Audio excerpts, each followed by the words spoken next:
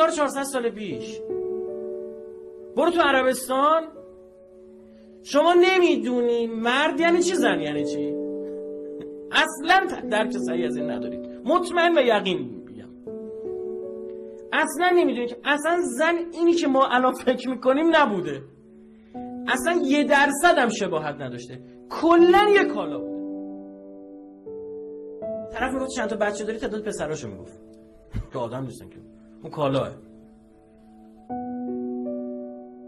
این فضا که دختر اینه زن اینه، چی میبینی از پیامبر؟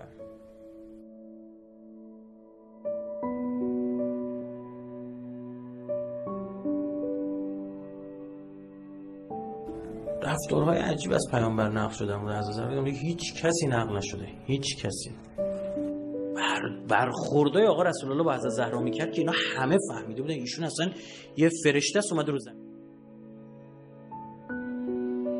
هر دفعه میخواد از مدینه بره بیرون، آخرین خونه‌ای که میره خداحافظی میکنه کجاست؟ خانه فاطمه سلام الله علیها. اولین خونه که برمیگرده خانه فاطمه. 6 ماه پایانی عمر، 6 ماه پایانی، هر بار جلو در خونه از زهرا رد میشه، آقا رسول الله خم میشه، سلام میده، السلام علیکم یا اهل بیت النبوة.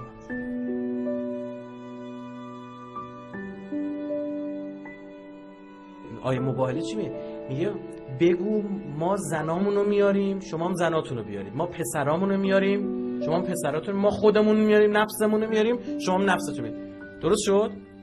گفت زنانمونو میاریم. کیو برد؟ حضرت زهرا. یعنی بین زنان ایشون.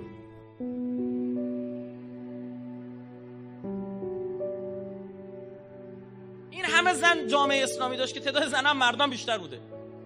فقط میخوای یه نفر رو ببری، اونم کیه؟ حتی حضرت خدیجه هم به پای حضرت زهرا سلام الله علیها نمیرسه، شکی نیست. در صحیح بخاری جلد 3 صفحه 1374 میگه که سیدت النساء اهل الجنه فاطمه. خب یکی از اون زنان که قطعا بهشتی مثل حضرت مریمه. درست شد؟ آسیه است. این همه زن خوب تو هستی که بهشتی هن. اما اونجا سرور همه اینا حضرت زهراست. خدا برای کسی پارتی بازی نمیکنه.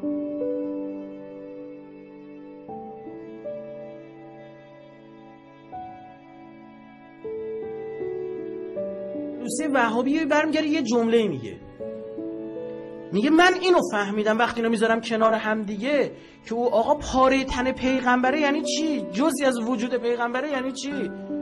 میگه او قلب منه یعنی چی؟ او روح منه یعنی چی؟ اینا رو کنار یک کلام خذوا کل دینکم عن الزهرا یعنی چی؟ آلوسه وهابی میگه برید همه دینتون از فاطمه بگیرید. بعد بری ببینی که امام این فاطمه کی بوده.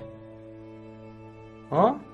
دینم میخوام بگیرم برم ببینم امام این فاطمه زهرا کی بوده.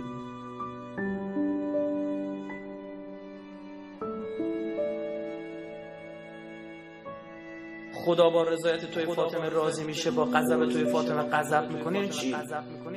خب اگه حضرت زهرا این نفر غضب کرد یعنی چی؟